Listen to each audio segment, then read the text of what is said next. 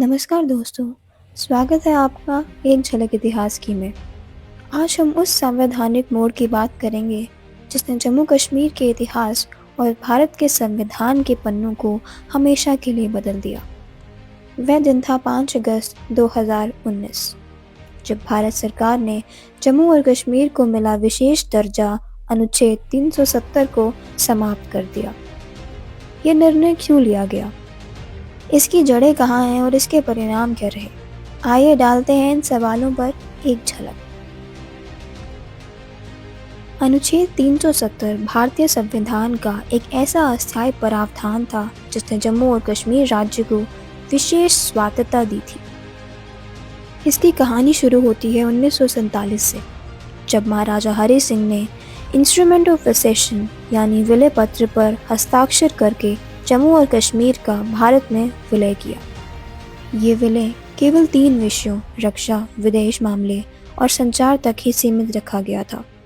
अनुच्छेद 370 के तहत जम्मू और कश्मीर का अपना अलग संविधान था, अपना झंडा था और भारतीय संसद के कानून रक्षा, विदेश मामलों और संचार को छोड़कर तभी लागू होते थे जब राज्य सरकार सहमति देती थी। इसी अनुच्छेद के तहत एक और प्रावधान अनुच्छेद 45A जोड़ा गया था, जिसने राज्य के स्थायी निवासियों को विशेष अधिकार दिए और गैर स्थायी निवासियों को राज्य में संपत्ति खरीदने या सरकारी नौकरी पाने से रोका। दशकों तक इस विशेष दर्जे ने जम्मू और कश्मीर को शेष भारत से कुछ हद तक अलग रखा।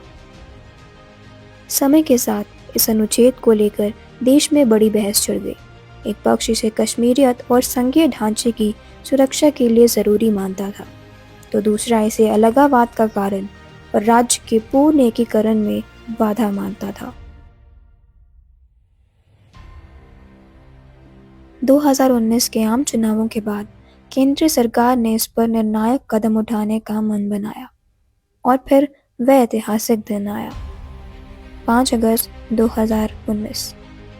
इसी दिन राष्ट्रपति ने एक संवैधानिक आदेश जारी किया, जिसने अनुच्छेद 370 के तहत राष्ट्रपति को प्राप्त शक्ति का प्रयोग करते हुए इस प्रावधान को निष्कर्ष बना दिया। इसके बाद संसद के दोनों सदनों में जम्मू और कश्मीर पुनर्गठन विधेयक 2019 पारित किया गया। अनुच्छेद 370 की समाप्ति के तुरंत बाद जम्मू और कश्मीर का विशेष दर्जा खत्म हो गया और ये 2 नए केंद्र शासित प्रदेशों में विभाजित हो गया। पहला जम्मू कश्मीर, जिसे विधानसभा के साथ बनाया गया, और दूसरा लद्दाख, जिसे विधानसभा के बिना रखा गया। अब भारतीय संविधान के सभी प्रावधान, जिसमें शिक्षा का अधिकार, सूचना का अधिकार और भारतीय दंड संहिता शामिल है, सीधे लागू हो गए।